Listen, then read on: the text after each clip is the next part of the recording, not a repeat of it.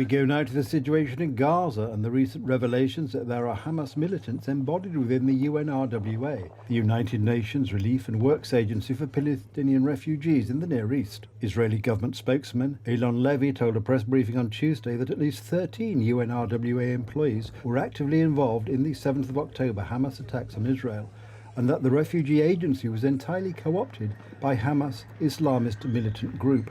Levy revealed some parts of an Israeli intelligence dossier that prompted a cascade of countries to halt funds for the United Nations Palestinian Aid Agency. They include allegations that some staff took part in abductions and killings during the 7th of October raid that sparked the Gaza war. UN staff were among the perpetrators of the October 7 massacre. UN staff, their salaries paid for with international taxpayer money, were involved in the barbaric, premeditated atrocities and abductions. At least 13 UNRWA employees are implicated in the massacre. 10 Hamas operatives, 2 Palestinian Islamic Jihad, and 1 unaffiliated.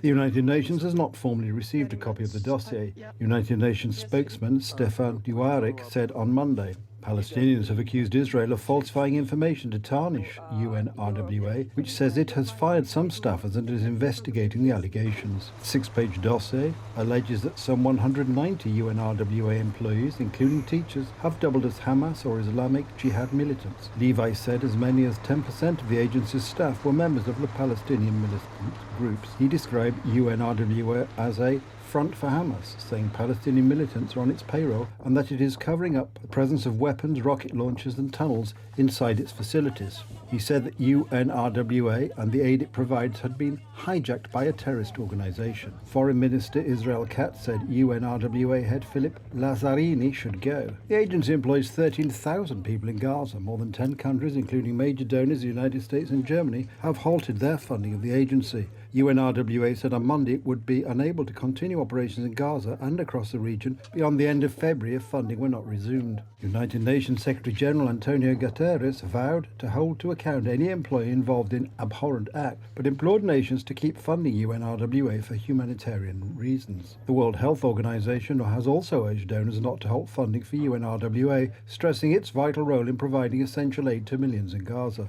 UNRWA's potential liability to continue operations beyond February, as announced on January the 29th, raises concerns about the welfare of Gaza's 2.3 million inhabitants. With aid flow reduced, preventable diseases are rising, and the risk of famine looms large. The World Health Organization emphasizes the urgency of maintaining support for UNRWA to prevent further suffering, loss of life, and averting further catastrophe.